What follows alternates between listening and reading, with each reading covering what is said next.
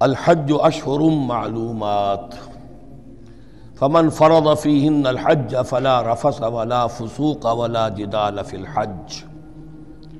وما تفعلوا من خیر یعلمہ اللہ وتزودوا فإن خیر الزاد التقوی واتقون یا اولی الالباب صدق اللہ العظیم۔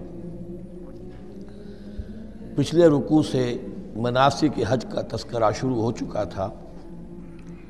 اور اس کے ضمن میں خاص طور پر یہ کہ اگر کوئی حج کا احرام باندھ کر یا عمرے کا احرام باندھ کر سفر شروع کر دے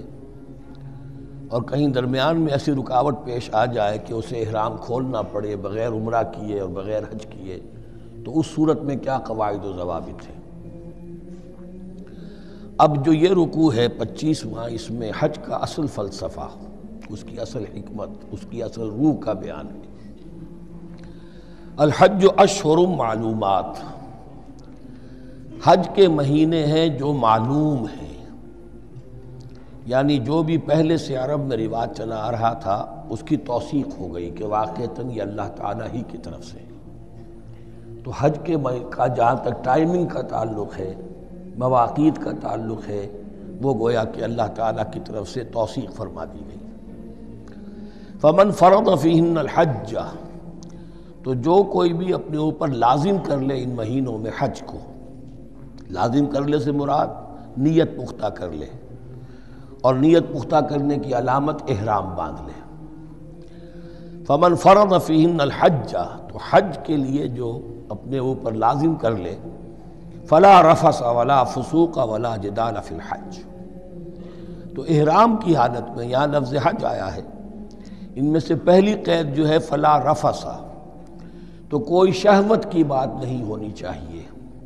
میاں بیوی بھی ساتھ حج کر رہے ہیں تو احرام کی حالت میں وہی قید ہے کہ جو اعتکاف کی حالت میں ہے۔ باقی یہ کہ فسوق اور جدال، اللہ کی نافرمانی یا باہم جھگڑنا، اس لیے کہ بہت بڑی تعداد میں لوگوں کا اجتماع ہوتا ہے، سفر میں بھی لوگ ساتھ ہوتے ہیں، تو لوگوں کے غصوں کے پارے جلدی چڑھ جاتے ہیں، اس میں خاص طور پر روکا گیا کہ یہ ہے کہ اس میں امن ہو اور سکون ہو۔ اور آج بھی واقعہ یہ ہے کہ دنیا میں معجزات میں سے ہے یہ، اتنی بڑی تعداد میں لوگوں کا جمع ہونا، اور وہاں امن رہتا ہے، وہاں وہ جنگ و جدال اور جھگڑا اور فساد وغیرہ قطع نظر نہیں آتا۔ یا تو یہ کہ پچھلے دنوں میں کچھ سیاسی اعتبار سے کوئی مہمیں اٹھائی گئی ہیں، یا یہ کہ کچھ چور اچکوں نے بھی جانا شروع کر دیا ہے وہاں پر، لیکن جھگڑا اور جو گالم گلوچ کی نوبت ہم نے اپنے آنکھوں سے نہیں دیکھی، اسے 5-6 مرتبہ حج کی سعادت حاصل ہوئی ہے۔ فلا رفث ولا فسوق ولا جدال فی الحج وما تفعلوا من خیر یعلمہ اللہ، اور جو خیر بھی تم اس کے دوران کرو گے اللہ کے وہ علم میں ہوگا۔ نوافل پڑھ رہے ہو، اضافی طواف کر رہے ہو، کوئی اور بھی جو کام کر رہے ہو، تو اس میں کسی اور کو دکھانے کی ضرورت نہیں ہے، اپنے خاموشی کے ساتھ انسان وہ اپنی جو بھی نیکی مزید کما سکے کمائے، جو بھی مناسک حج ہیں ان پر مستزاد۔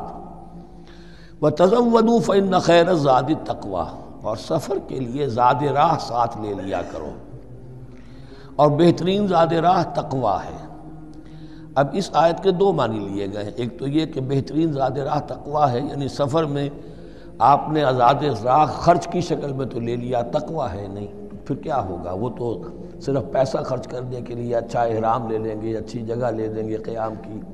تو تقویٰ اگر نہیں ہے تو وہ حج تو حج ہی نہیں ہوگا۔ لیکن اس کا ایک دوسرا مفہوم جو ہے وہ بھی بہت اہم ہے کہ اگر انسان خود اپنا زاد راہ ساتھ نہ لے تو پھر وہاں مانگنا پڑتا ہے، تو تقویٰ سے مراد یہاں ہے سوال سے بچنا۔ بہتر یہ ہے کہ زاد راہ لے کر چلو، اور یہ کہ اس کے لیے تمہیں کسی کے سامنے سائل نہ بننا پڑے۔